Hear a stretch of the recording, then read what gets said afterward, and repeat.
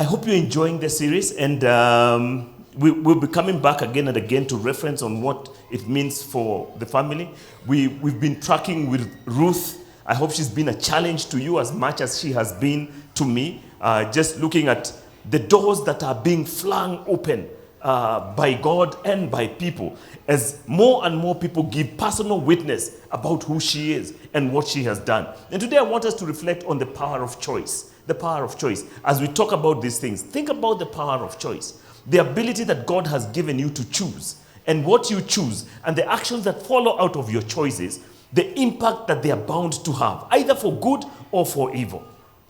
And we've already looked at that. I'm glad the women looked at Ezer Kenegdo, and that simple choice to take and to eat, and then passing it on to her husband, and the fact that we are all paying the price for that choice, you know.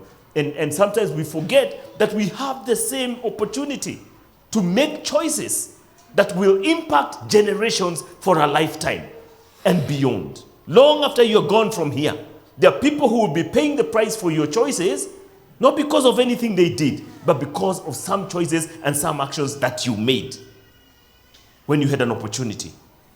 And so I want us to think about this as we progressively look at Ruth's journey and what it is becoming. And all those are out of little choices that they made. Ruth's choice to refuse to be separated from her mother-in-law. Where you go, I will go. Where you lodge, I will lodge. Where you die, I will die. Your people shall be my people. Your God shall be my God.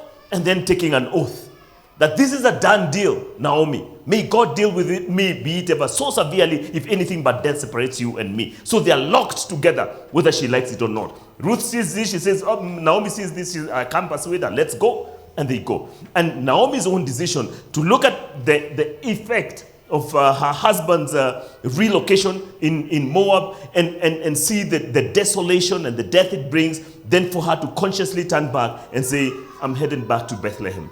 You know, I'm going back to the promises of God. I'm going back to my homeland. And what that choice begins to yield, early, even before she knows there's a blessing, they enter. And as they enter, it's a barley harvest. God has visited his people. There are people, there's fellowship people who recognize that, can this be Naomi? Never mind, she tries to protest and says, don't call me Naomi, call me Mara, because God has dealt bitterly with me. But God is a God of second chances and third chances. God is a God of new beginnings. And she'll begin to see this as the gracious hand of God meets together with the personal choices that Ruth makes to go out and glean, do what is not honorable, but do it with the right purpose and the right motivation, put herself to work, and slowly she finds herself in Boaz's field. And Boaz is not just some random guy. The gracious hand of God has seen her faithfulness, and God is determined to bless this woman. And we want to say that Ruth has positioned herself in a way that it is impossible for this story not to end well. And that positioning is informed by the choices we make. So as we converse about Ruth, think about your own choices and the choices that you are making on a day-to-day basis and where it is leading. Because that's a trajectory that you're drawing to the future, including to your children and the generations yet to come. Those who are around you and how you are influencing them. Think about it and what you're doing. As we catch up the story in chapter 4, now Boaz had gone up to the gate and sat down there, and behold, the Redeemer of whom Boaz had spoken came by. The city gate in this time would serve more or less like it's a commercial center, it's a business center, it's where transactions are made, it's the superhighway through which everybody has to move and pass. And so it's very much like being at a shopping center. And so you know that if you can't find somebody at home, you can go there, you will probably find them. If you needed a transaction witnessed, you'll probably find your witnesses right there as you do the transaction. The elders will be there because sometimes the disputes that have raged over the week would be brought to the city gate, where the elders then would kind of mediate if there was a quarrel or an injustice or something that needed to be served or announced. That's the place. So Boaz immediately heads there because he knows he will find the kinsman redeemer over there. And behold, the Redeemer of whom Boaz had spoken came by. So Boaz said, turn aside, friend, sit down here. So he gives him an invitation, and he turned aside and sat down. And he took 10 men of the elders of the city and said, sit down here. So they sat down. Again, the invitation is easy. The minute he says that, they know there is an issue that needs to be chambuad by all of them. And so they just sit down. Then he said to the Redeemer, Naomi, who has come back from the country of Moab, is selling the parcel of land that belonged to our relative Elimelech. So I thought I would tell you of it and say, buy it in the presence of those sitting here and in the presence of the elders of my people. So this obviously is coming also from somewhere. The book, we've talked about how God had mitigated against absolute poverty, and God had made sure that nobody would be permanently poor in Israel because these were his people. And there's a way that poverty removes dignity from the person, and God did not want this of his people. And so in the book of Leviticus, chapter 25 and verse 25, he had instituted there a law, which is also closely related, obviously, to what we are talking about, the kinsman redeemer. One of them had to do with the death of a brother before he gets a child. Now, this particular one, he talks about the land. I'll back up to verse 23 of Leviticus 25 just to put perspective on God's stake in this game. So it says this: the land must not be sold permanently. He's talking to the Israelites. This is laws he's giving to Moses to give to the Levites. Because the land is mine, and you reside in my land as foreigners and strangers. So this is an interesting perspective. So God has given them land, but he has not relinquished ownership. God is the landlord. That's what he's telling them. So the land is mine, God says. So you cannot sell it permanently. It's not your possession, it's my possession. Because the land is mine, and you reside in my land as foreigners and strangers. Throughout the land that you hold as possession, you must provide for the redemption of the land. This is a very important perspective, because it is the perspective of a steward as opposed to an owner. I think one of the reasons that we find it very difficult to share what we have is that we think we are absolute owners, and we are not. God is the owner. And when he gives you stewardship, he relinquishes something to you. He says, I want you to steward this on my behalf. And it's a perspective we need to have even of our own children. You are a steward for a season. And so at one point, we will start asking for your children to send them to Germany and elsewhere. You know, they are yours for a season. After that, God wants them back to use them for the purpose for which he created them. Remember, they bear his image. Okay? Only secondarily do they bear our image.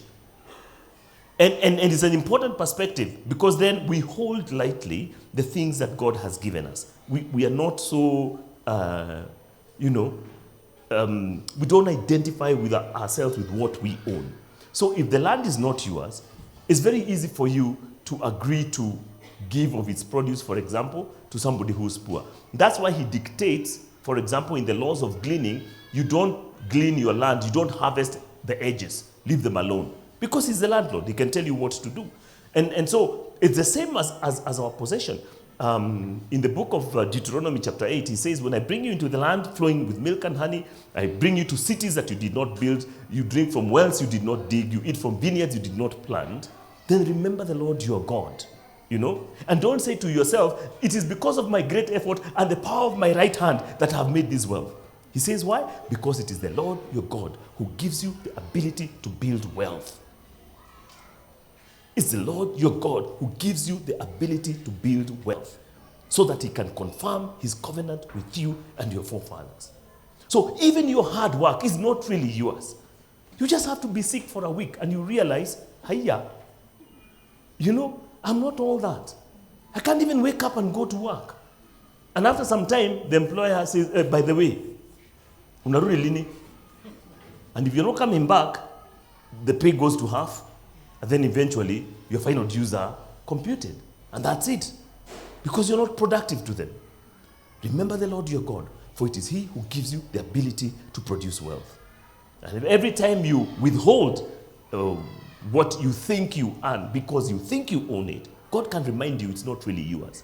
And when I tell you to give to me, it's a privilege and an honor that I'm giving you to participate in the blessing that I have given you. So it's interesting to think that the land did not belong to them, and God wanted them to know that that he is the landlord, and they were not to own it permanently or sell it permanently. And when you have that perspective, it's easy to give back to God. The early church, Acts chapter 2, verse 42 following, they met together for what? The breaking of bread, for communion, for prayer, and for what else? And for fellowship. Then it says that everyone had everything in common, and selling lands and houses. My people shudder. Selling land. Okay? They sold that land, they brought the money to the feet of the apostles, and then they divided them as everyone had need. It's the perspective of a steward, not an owner. And so if God wants it, of course he can have it, because he owns it. He owns me. So he can have me too. And that's usually the struggle. When you're struggling with salvation, is because you think you own yourself, that you own your own destiny. But when you realize that even the next breath that you take will have to come from God, then it's very easy to submit to his lordship and say, yes, Lord, I'm yours. Here is my heart, Lord. Take and seal it for your courts above. Without a struggle, because you know who owns you. So then, but here is the law. If one of your fellow Israelites becomes poor and sells some of their property, their nearest relative is to come and redeem what they have sold. If, however, there is no one to redeem it for them, but later on they prosper and acquire sufficient means to redeem it themselves, they are to determine the value of the years since they sold it and refund the balance to the one to whom they sold it. They can then go back to their own property, but if they do not acquire the means to repay, what was sold will remain in the possession of the buyer until the year of Jubilee. Because God is cognizant of also the rights of the one who purchases. So he has to be protected. But protected until the year of Jubilee. Jubilee was the 50-year cycle that God had instituted. It was the greatest year, the year of Jubilee. It was the year of release. When all the poor people who had sold out their property or sold even themselves into slavery for their labor, they could now go back, they could be released and go back to the property that they originally owned. So no land was, to be owned perpetually by the buyer until the year of Jubilee. On the year of Jubilee, then it would revert back to the original owners. It also mitigated against greed in property. Property could not escalate indefinitely, because even in the purchase, you had to calculate the years that are remaining to the Jubilee, and that would be the true value of the land, according to the number of harvests of the years that are remaining. That would be the true value of the land. So it was not an arbitrary value that you just put up in your head. You had to calculate how many years to the Jubilee. So what is this land worth to me? How many harvests am I going to get from here? Then you calculate the value of the land based on that. So the closer to the year of Jubilee, the cheaper will be the land. Because after all, at the year of Jubilee, then the land will have to revert back to its original owner. Mitigating against greed on the other side, and mitigating against permanent poverty on the other. God's justice. So then, I wanted to read that so that you know that this transaction is taking place under those conditions. There's a kinsman redeemer. Boaz is here, but there's a closer kinsman redeemer to come and salvage the family of the late Elimelech, so that Naomi and Ruth do not have to live in perpetual poverty. So then, he says this. He said to the redeemer, Naomi, who has come back from the country of Moab, is selling the parcel of land that belongs to our relative Elimelech. So I thought I would tell you of it and say, buy it in the presence of those sitting here and in the presence of the elders of my people. If you will redeem it, redeem it. But if you will not, tell me, that I may know. For there is no one besides you to redeem it, and I come after you. So again, everything has to be done correctly, according to who is closer to Elimelech. If he would redeem, then the rights will revert back to Boaz. So in this case, Boaz is a little further than this particular redeemer. Then he said, the redeemer, I will redeem it. That should have ended the matter. But Boaz provides additional information strategically. He gives me, in incremental measures. Most men have no problem acquiring more property. Okay? But he says this particular property comes with a caveat. Okay? There are strings attached. Here are the strings. The day you buy the field from the hand of Naomi, you also acquire Ruth the Moabite, the widow of the dead, in order to perpetuate the name of the dead in his inheritance. Again, it's a very unselfish motive that this is going to be done. So that the name of, in this case, it will be Mahlon's name, who was the husband to the late husband to Ruth. His name does not disappear from Israel. He will continue the line of Mahlon. So whoever he bears a child with Ruth will not bear his name, but the name of Mahlon. Then the Redeemer said, I cannot redeem it for myself, lest I impair my own inheritance. Take my right of redemption yourself, for I cannot redeem it. So he backs off. He doesn't want that additional responsibility because he says this is going to jeopardize my own inheritance. Probably because I cannot perpetually now own the land, and the kid that we bear, if he's a boy, will inherit this land instead of my own children. And so he says, you go ahead, take that right.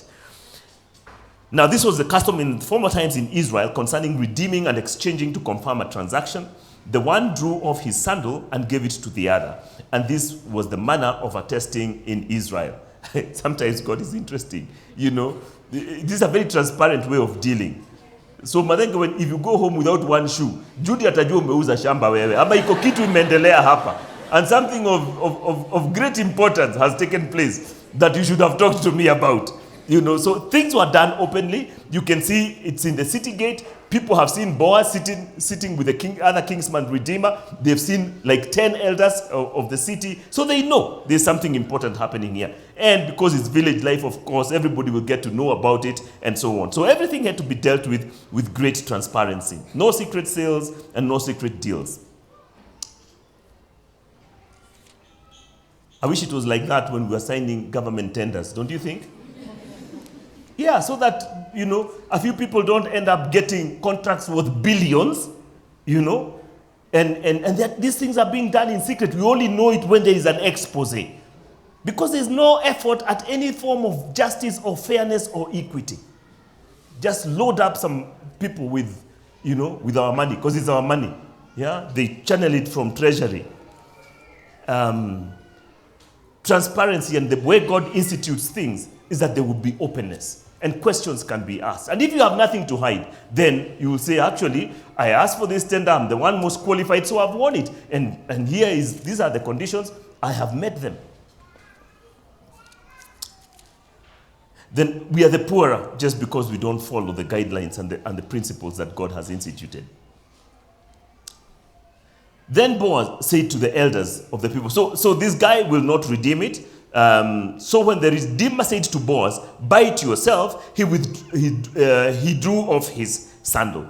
Then Boaz said to the elders and all the people, you are witnesses this day that I have brought from the land, I have bought from the hand of Naomi all that belonged to Elimelech and all that belonged to Chilion and to Mahlon. So that if there's anybody with an objection at that point, they say, hey, hang on, you know, we asked for this, what about this, what about the other? But if nobody raises an objection at that point, it was done publicly in front of witnesses, and so it's a clean deal. Also, Ruth the Moabite, the widow of Mahlon, I have bought to be my wife to perpetuate the name of the dead in his inheritance. Again, it's clear the reason I'm doing this. So there's no way that Kakid will be named else how if, you know, it is not to perpetuate the lineage of Mahlon and Elimelech. That the name of the dead may not be cut off from among his brothers and from the gate of his native place. So by this purchase, it is a selfless purchase, it is a selfless acquisition, and by doing this, I am guaranteeing that the name of Elimelech will not be eliminated from the lineage of Israel, even at the city gate. He will have a representative. You are witnesses this day.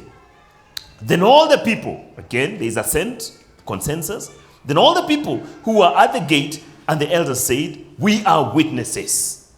And because this thing has pleased them, they speak a blessing. May the Lord make the woman who is coming into your house like Rachel and Leah, who together build up the house of Israel. May you act worthily in Ephrathah and be renowned in Bethlehem. And it's not the first time that we are meeting Boaz as a worthy man. It's like, may you continue to be this worthy guy that you're proving yourself to be. And may your house be like the house of Perez, whom Tamar bore to Judah, because of the offspring that the Lord will give you by this woman. It's interesting what has become of the story, and the beauty and the power and the force of it, endorsed even by the community, all the way from when Ruth was noticed, when she was gleaning, and the supervisor said, this is a hardworking girl.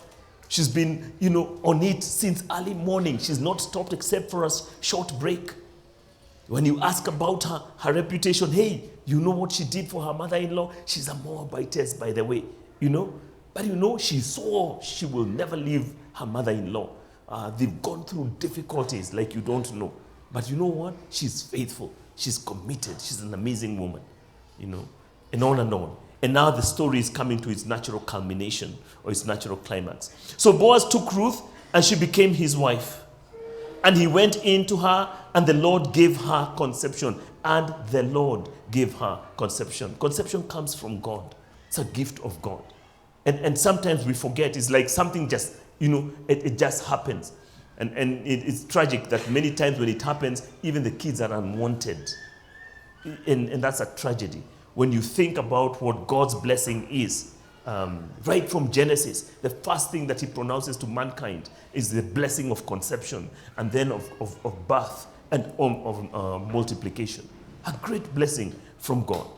So I like that they recognize that it is God who gives conception. And once we start seeing God as involved in our offspring, then not only do we take our task of raising them more seriously, what we impart in them, in their spirits, in their souls, in the training, in the teaching, it becomes all the more important because we know God was involved from conception. Psalm 139, that God saw your unformed body while you were, even before you were conceived in your mother's womb. And God knit you together intricately in the womb. God is deeply involved in the formation of image bearers. And it's not a light thing. It's a deep, deep and sacred engagement. And we need to honor it. And the fruit of the womb needs to be treated with the honor and the grace that it deserves because of who the source of that conception is. Then the women said to Naomi, "Blessed be the Lord, who has not left you this day without a redeemer. And may his name be renowned in Israel. He shall be to you a restorer of life and a nourisher of your old age. For your daughter-in-law, who loves you, who is more to you than 7 sons, has given him birth." Wow. Again, what a testimony. For your daughter-in-law who loves you and who is more worthy to you than 7 sons. The ultimate blessing of an Israelite woman would be to bear 7 sons, the number of completion in a patriarchal society. That was amazing, that you will never be ashamed if you contended with your enemy in the city gates because you are surrounded by this offspring who are powerful. But now Ruth, the Moabitess, is being equated as of more value than 7 sons. It's the next level of blessing. And these are the women who are blessing her like this.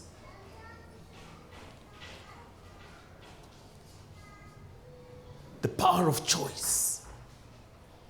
What Ruth chose to become. The decisions she made and the actions that followed from that decision would reverberate throughout history for all time. She becomes our gatekeeper.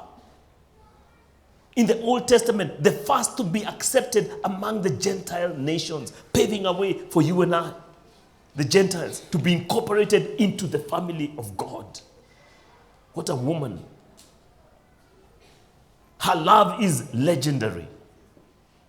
The oaths that she took to her mother-in-law, we steal that nowadays and apply them to married couples. That's why it should apply. But she was doing it for her mother-in-law, another widow who had no future and no hope. And yet she gave her all. What an example. Ruth forever removes any excuse from any of us to ever say, I'm too far away from the things of God. Oh, you don't know my history. My grandfather was a witch. You know, it doesn't matter what he was or what he wasn't. Ruth was by law excluded from the congregation of God's people. By law. We have been included by grace, by the Lord Jesus Christ. He's opened up his arms wide in the cross, spread out, shedding his blood for us and on our behalf. And his grace is sufficient for all who will believe, but only efficient for all who will come to him by choice. That's the power of choice. Your future is not in anybody's hands. You have the ability to decide whether to follow God and be his child or to reject him and face damnation. That's up to you. Hell is a choice. People ask, how can a good God send people to hell? He can't. He doesn't. You make the choice. Because his heaven is open for all. He says, I created you in my image. I want you in my corner. All of you. And my grace is sufficient for all of you. But efficient only for those who believe.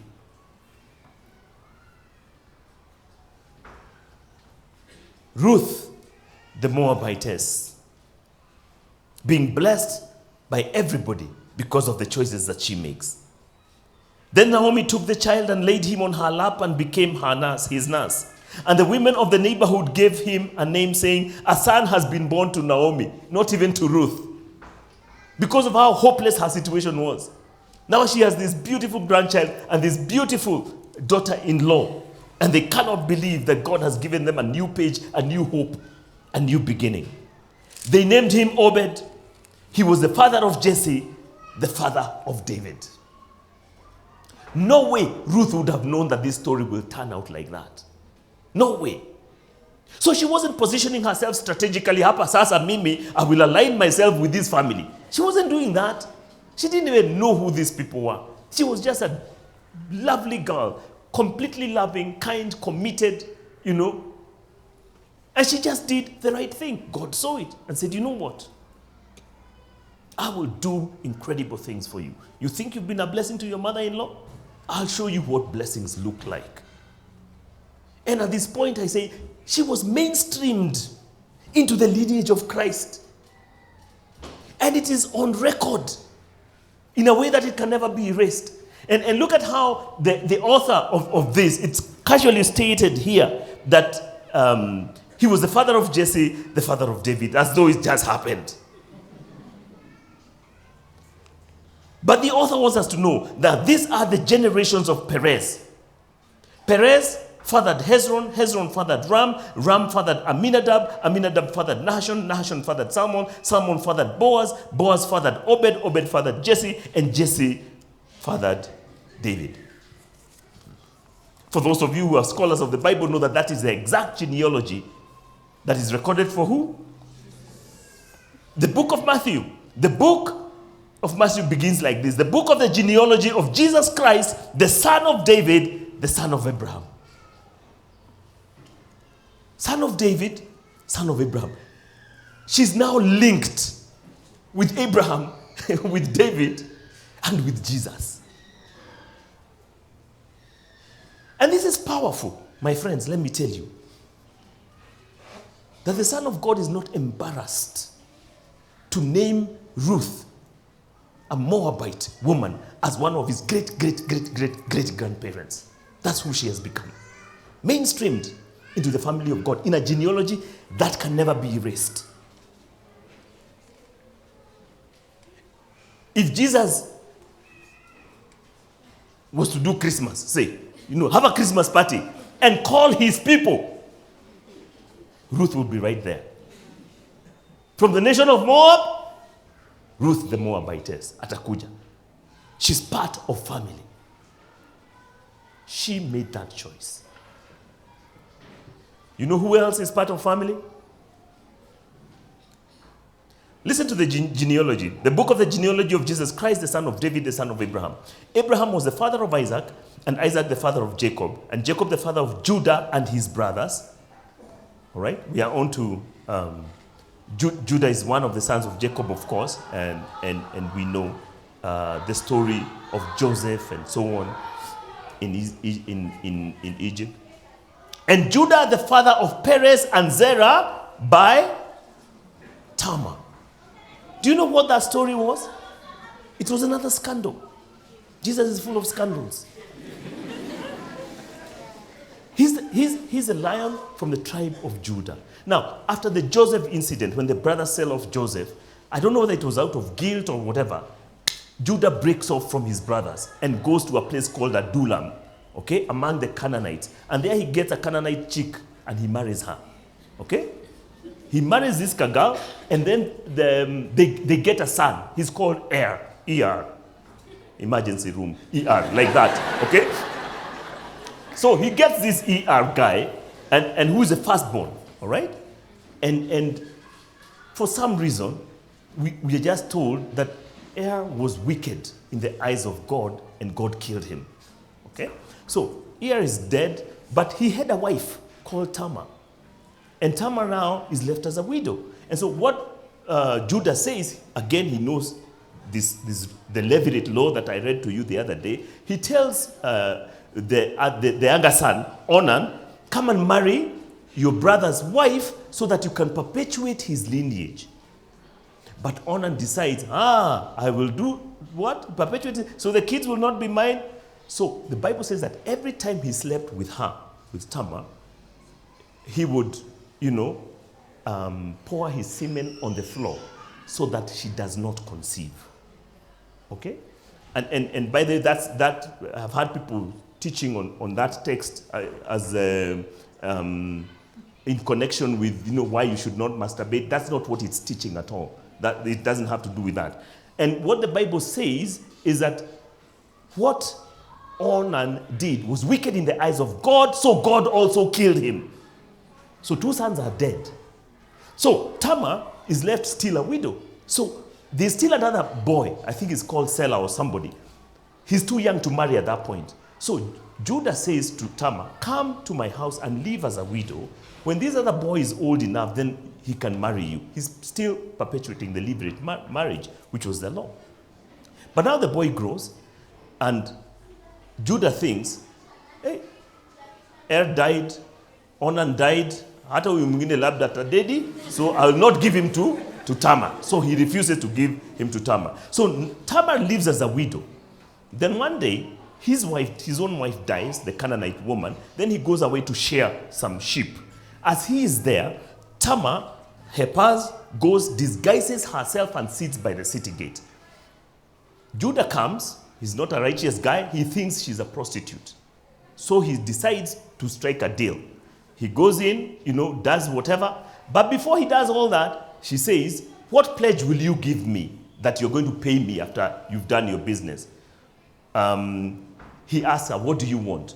Give me your cord, your seal, and your staff as a pledge that you will pay me when you're done.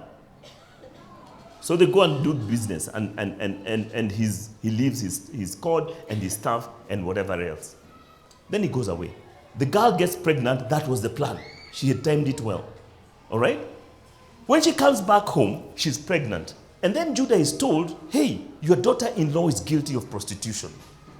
Hatiki! Wow! Let her happen. Who you? Nanakana me. Then he says, she must be burnt to death. That wasn't even the law.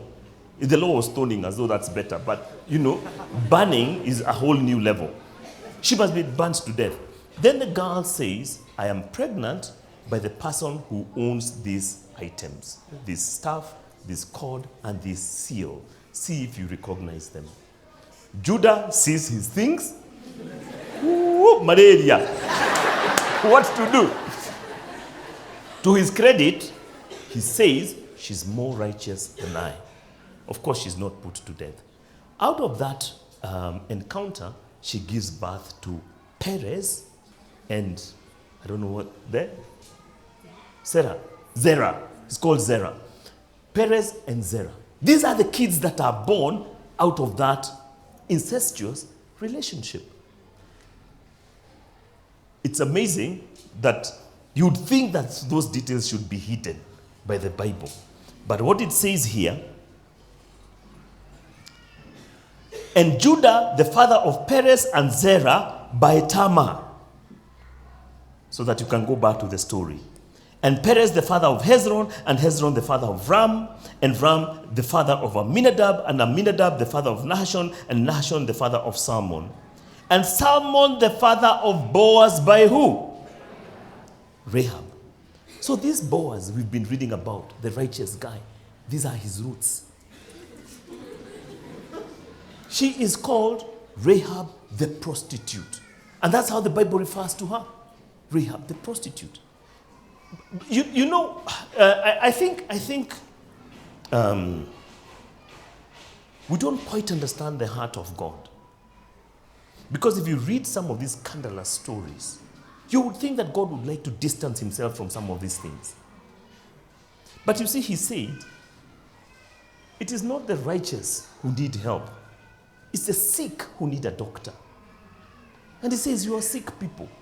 And I've come and I've identified with you. Judah, in his sickness, in his sin, he gives birth. You know what? He's still proud to be called the lion from the tribe of who? Judah. This is the Judah. That's the guy who is the patriarch who originates the name. And God comes and redeems that name.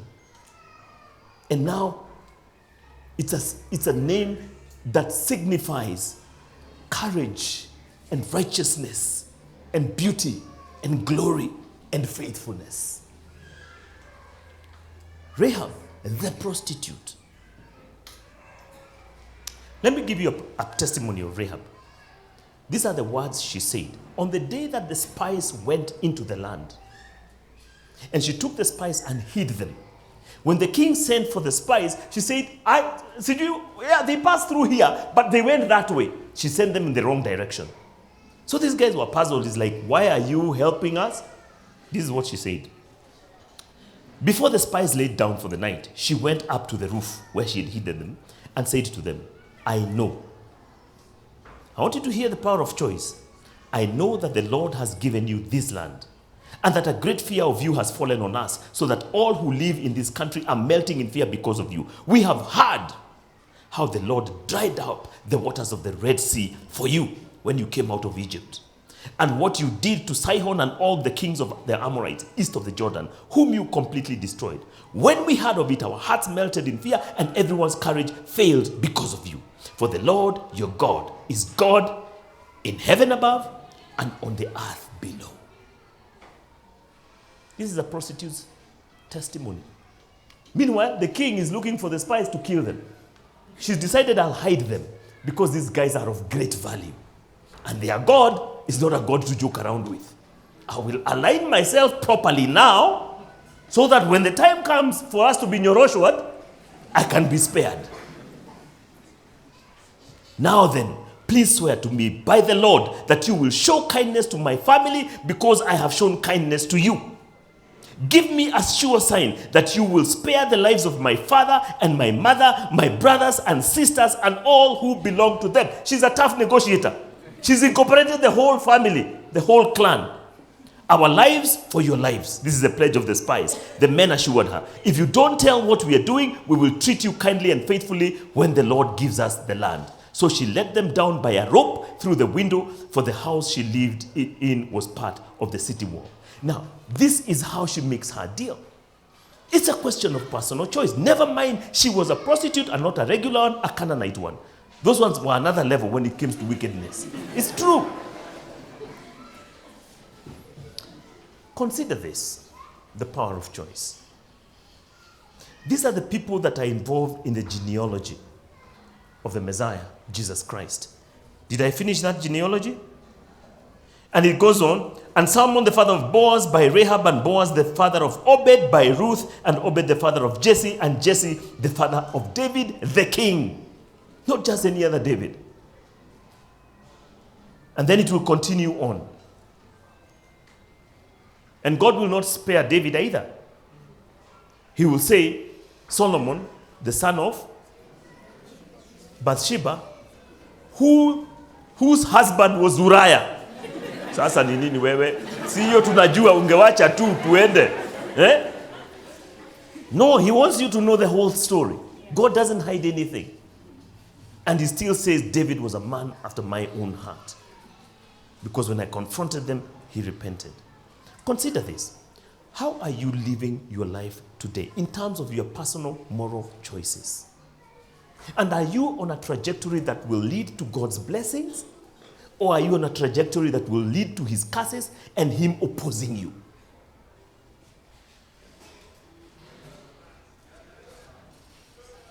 There are battles you can't win. You can't win against God. So be like Rahab, align yourself to him. And it doesn't matter what you're trading in or what you're doing. God is not concerned. But he knows he's created you in his image and you have the ability to make a moral choice to do the right thing, even if all your life you have sinned. He knows you can turn and say, you know what? I'm done. From now onwards, even Joshua, the man of God, after he tells them about how God has done for them, he's given us all this land. Now, live obediently, obey his commands, etc., so that he may bless us. He has to make a personal choice. He says, but as for me and my house, we will serve the Lord. You can make that decision as the one who leads your household. As for me and my house, we will follow the Lord. Quickly, as we finish, our time is long gone. Two things you need to think about very seriously. There are two chicks that God is very concerned about. Two chicks. Tell your neighbor, two chicks.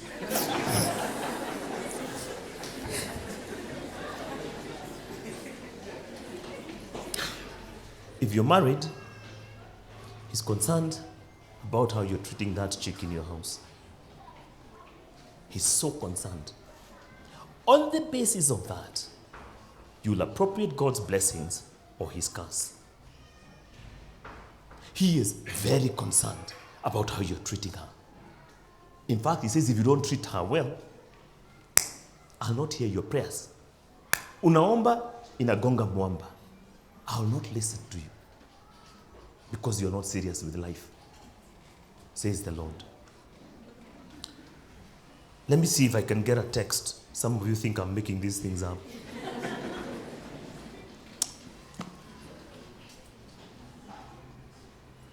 1 Peter 3:7. Husbands, in the same way, be considerate as you live with your wives, and treat them with respect, as the weaker partner and as heirs with you of the gracious gift of life, so that nothing will hinder your prayers.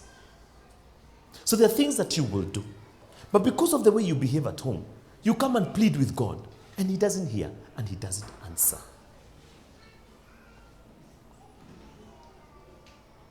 Do not miss out on the blessings of God because of a small, foolish, selfish thing that you can rectify. Treat her well. That's what God is saying. She's a blessing to you. Because God said it's not good for the man to be alone. I'll make a helper suitable for him. And before you married her, God prepared her for you. Then he gives her to you, and then you mistreat her. God says, I'll not listen to you because I'm her father. Those of you who are older will know this. Once your daughter gets married, you're very concerned about how that man treats her. And you want to know that he will treat her well. Okay? So God is the father of this girl that you married. And if you mistreat her, he takes it very personally. And he says, don't come to me with your prayers. I'll not hear you. I know how you're treating her. Chick number one. Chick number two is called his bride, the church of God. God is concerned about how you treat that chick. If you neglect her, if you ignore her, if you mistreat her in any way, God says, this is my bride. Unacheza na msichana wa nani? This is my bride. I died for her. I paid the ultimate price. I bled to death to redeem her to myself. And now I'm working hard to cleanse her, to beautify her so that I can present her as a bride before my Father without stain or blemish or anything. So don't play with her. You honor her and you respect her and you support her. And if you don't, I will neglect you and I will not be supportive of you and I will not hear your prayer. Those two girls could determine your destiny. Treat them well if you're wise. If you will not treat them well for their sake, treat them well for your sake. Be selfish. Say, I want to appropriate all the blessings of God. And so, whatever she needs, whatever I can do, I will do for her. I will beautify her so that God is impressed with what I'm doing with his chick. Because she was his before he gave her to you. Treat her well. The Lord bless you. The Lord keep you. The Lord cause his face to shine upon you